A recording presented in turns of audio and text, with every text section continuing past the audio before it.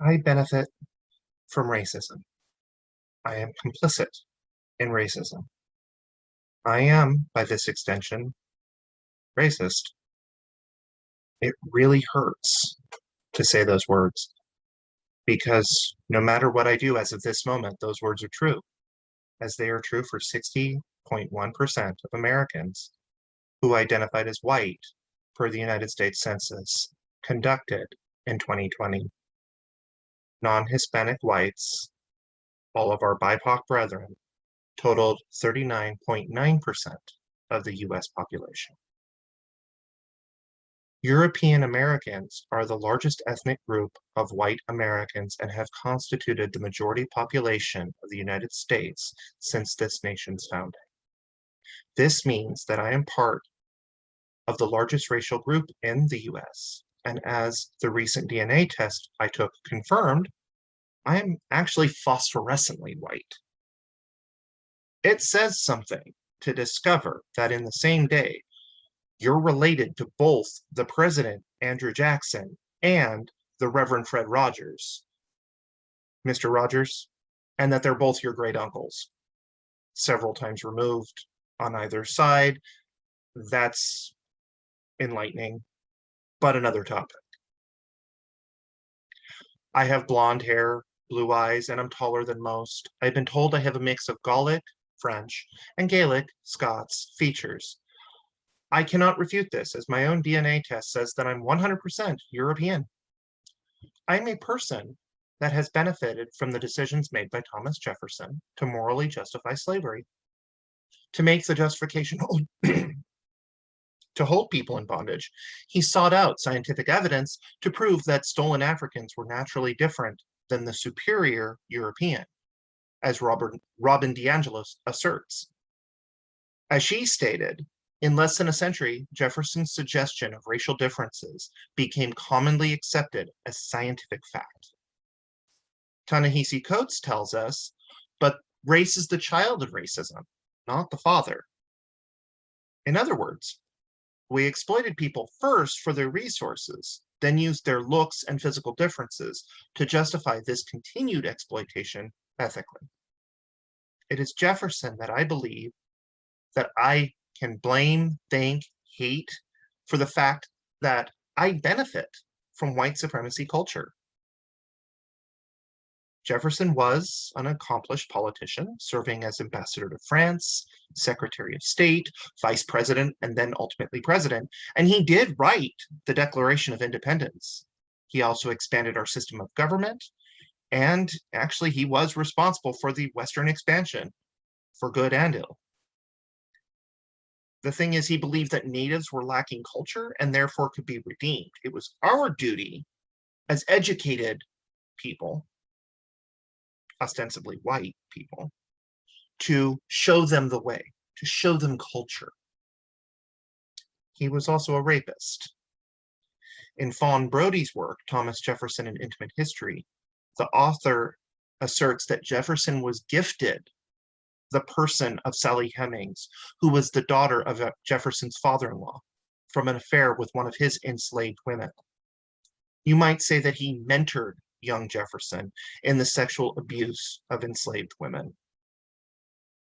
Brody was ridiculed by the largely white male establishment of historians who scoffed at the idea that Jefferson could be capable of rape, including Jefferson's own estate. That was, and is, until DNA testing proved otherwise in 1998. Within our own faith of Unitarianism, I discovered that William Ellery Channing, while an abolitionist in practice, still wrote the following: there is an increasing disposition to multiply the comforts of slaves, and in this let us rejoice. The African is so affectionate, imitative, and docile that he catches much that is good, and accordingly, the influence of a wise and kind master will be seen in the very countenance and bearing of his slaves. That is a direct quote from Channing's book on slavery.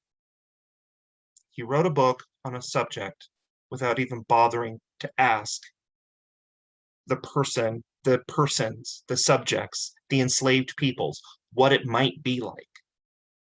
He assumed that the slave owners were wise and kind to their enslaved people because the ones he talked to were nice to him. Remember, even though that Channing was an abolitionist, he was still subject to the science of the day, which still stated that blacks were lesser in biology and intellect than white humans. Ralph Waldo Emerson, the father of the Transcendentalist movement within Unitarianism, can be found to have repeated and encouraged common racial tropes of the day, but can be seen to evolve in his dislike and hatred of slavery as an institution. Professor Lawrence Buell tells us of Emerson's reluctance to join militant abolitionists, that it has to be explained that he had initial scruples about joining what today would seem a far more evidently righteous cause than it did to the great majority of 19th century Northern whites in the 1840s and the 1850s.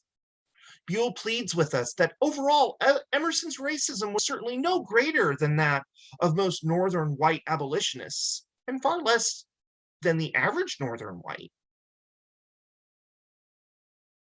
Yeah, okay, this offers context to the historical mind of one of our greatest forefathers, but it feels apologist. In the modern day, the pseudoscience espoused by Thomas Jefferson has had damning results to the healthcare of Black individuals, especially Black women. James Marion Sims, the father of modern gynecology, performed vaginal fistula repair and other gynecological surgeries on enslaved Black women without the use of any anesthesia, because he believed the science that Jefferson purported. Black women are more than 2 to 6 times likely to die from childbirth than their white counterparts. And as recently as 2017, that is only 4 years ago, a medical textbook for nurses went so far to say that Black people often reported higher pain intensity than those in other cultures, and they believe suffering and pain were inevitable, so don't give them too much. In a 2020 article by Janice A. Sabin, she says that white medical trainees are taught and believed that Black people overall had thicker skin and less sensitive nerve endings than white people. I can attest to this form of medical racism because I've witnessed it. The Black woman who, with a medically implanted device delivering her pain-numbing medication just to live comfortably, is in a car wreck. That device is jostled, broken, and is leaking out incredibly strong medicine into her bruised body. The response of the hospital, the initial hospital, was to push her out onto the drive and discharge her as a drug addict seeking another high.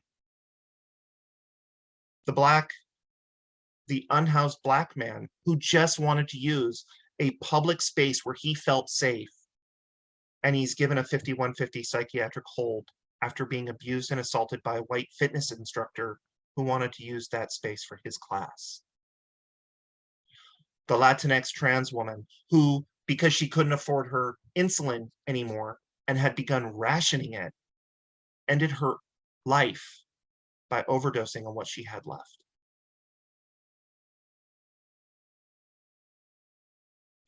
In the modern day, Channing's willingness to dismiss slavery as morally reprehensible, yet still, while demeaning the enslaved African as imitative, docile, and affectionate, harkens to the well-meaning white folks in some of our congregations who marched for civil rights, and they'll fly the Black Lives Matter flag, but yet they'll speak about how clean, well-mannered, and eloquent former President Barack Obama was.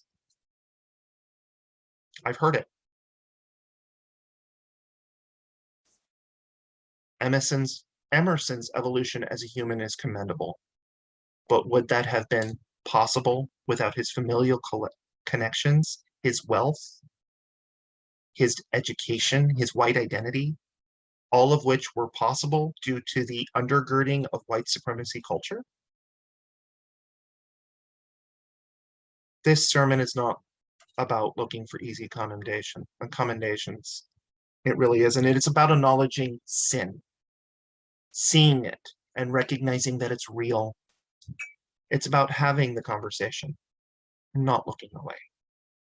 Thomas Jefferson was a rapist who helped shepherd in the belief that persons of color were entirely different from white Europeans using false science.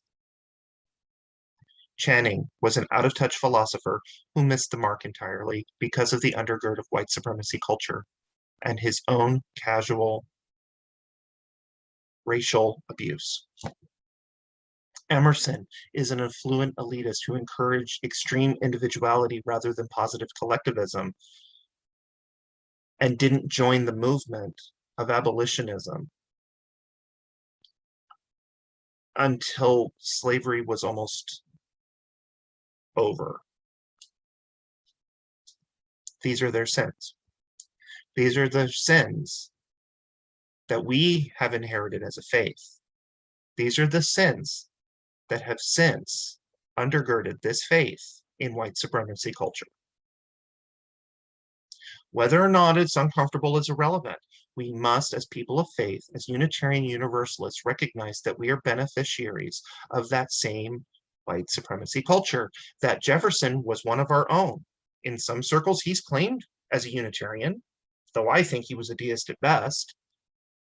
We have taken his name off of one of our churches. The Thomas Jefferson UU Church in Louisville, Kentucky, has voted to rename itself All People's Church because they realized that Jefferson Memorial was no longer appropriate or within the mission of the church and of Unitarian Universalism. Now what? I'd encourage you all to read the 1619 Project by the New York Times Magazine. In this, Isaac Bailey writes, the project is an unapologetic series of essays, and other works that has upended America's foundational story like little else. Its authors did not treat the founders as near godlike wise men.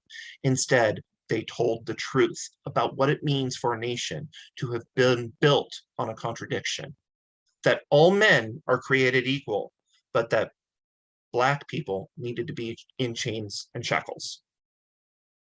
They explain why Black people made the decision to decide to love a country that hated them, and why it took Black people to make real the words that the founders wrote but didn't live up to. In our quest for truth, we must acknowledge that a good number of our churches on the East Coast, especially those in the southern states, were most likely built by the hands of enslaved people. The First Unitarian Church of Charlotte, for example, while adding an accessibility ramp inside the sanctuary, large irregularly shaped bricks were removed. Those bricks were confirmed to have been handmade on a nearby plantation, or what I'm now calling work camps, prison camps. Those bricks were then formed into a monument near the cemetery that was attached to the church to honor the enslaved people who made those bricks and who helped build that building. It was decorated with a Sankofa bird ironwork and a shell topping to honor the African Angola traditions. This was believed, and still is believed, to be the first memorial of enslaved workers in the South. That's a start. I would hope that it would show Black persons and other persons of color, people who might want to join our community, that we are working toward a reconciliation and a deep acknowledgement of our past. In 1996, after the fall of apartheid, Nelson Mandela formed the Truth and Reconciliation Commission, or TRC. It was a court-like restorative justice body assembled in South Africa after the end of apartheid. Witnesses were identified as victims, who were identified as victims of gross human rights violations, were invited to give statements about their experiences. And some of those were selected for public hearings. Perpetrators of violence could also give testimony and request amnesty for both civil and criminal prosecution. It was hard, it was incredibly graphic, and it was so very necessary. The TRC held one 1,003 of these public hearings, which was seen by many as a crucial component of the transition to a full and free democratic South Africa. Despite some flaws, it is generally, although not universally, thought to have been successful. This is what we need here in America. If we hold that all truths to be self-evident, that all men are created equal, then we must acknowledge that there was a time that this was not the case. We must allow ourselves the chance for restorative justice. I believe it could heal us. In the meantime, we must acknowledge that our historical parents were not the deified personifications we believe them to be, but were rather sometimes deeply flawed human beings. Yes, it tarnishes their legacy, but what is a legacy that's built on false premises, other than just simply lies? Do we want to continue to quote the voices of those who are smeared by their own words, their own deeds, their own inheritances? Yes, 1,000 times yes, with the acknowledgement of their faults and their sins. Why? Because if we do not, we will not learn from their mistakes. Acknowledge their flaws, but also their virtues, and lift up those Black voices that aren't heard as well, and as often, or only during the month of February equally. I benefit from racism. I'm complicit in racism. Yes, because of the sin of our parents, and the sins of our parents are a cycle of toxic, patriarchal, misogynistic, elitist white supremacy culture we must acknowledge, embrace, and break. Otherwise, we will never grow, and we will be doomed to repeat what has already happened. I hope you join me in praying that we can, and we will still do the work. Thank you.